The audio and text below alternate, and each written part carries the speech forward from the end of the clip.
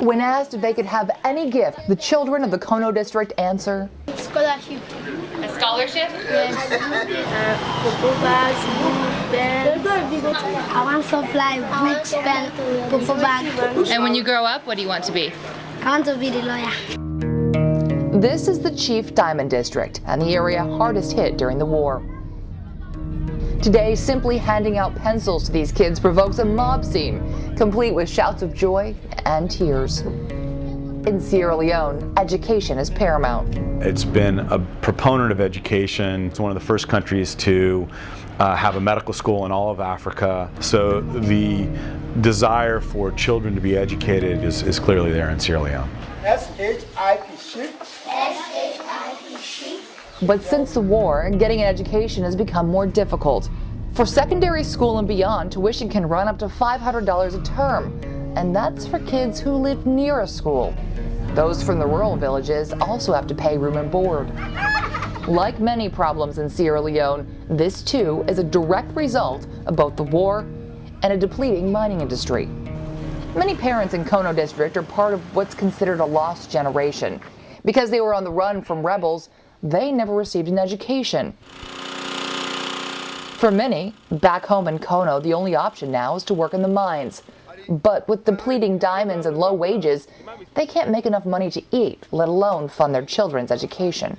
And in spite of efforts from the Ministry of Mines to prevent child mining, you can still find kids digging with their parents in hopes of finding just one diamond that might put them through school. Jonathan Sharka is the chief engineer at the Ministry of Mines in Kono. You go and find a child about 10 or 11, we ask him, why are you here? The father will tell you, oh, I brought water for my father, I brought food for my father. What can you do? In the late 90s, World Vision, working with UNICEF, performed an audit of the mines. In just 3 days, they found over 1,200 kids. The organizations then funded a project that took the younger kids out of the mines and put them in schools. For the older kids, they got skills training that enabled them to eventually open up their own businesses.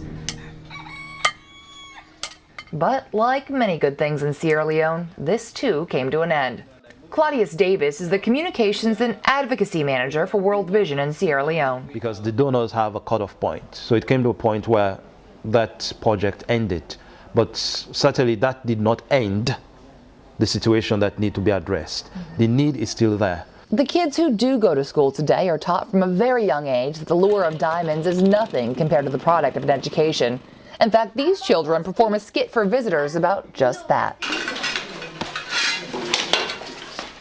Patrick, we no longer go to school. Diamond digging is my fate. James, have you heard that Patrick has left school for diamond digging? Does it mean I have wasted all my resources? Diamond mining will bring money to people, but education is the key to life. And so even the children realize that focusing on diamonds can be wishful thinking, because you can be on that for 40 years, 50 years, and you still do not strike it rich. But then the child who receives an education will have a more sustainable future and will enjoy economic prosperity as well. In a country where 35% of the population consists of young people, this is a place where they don't just believe that children are the future, they know it. But for their parents, simply feeding these children is a daily struggle.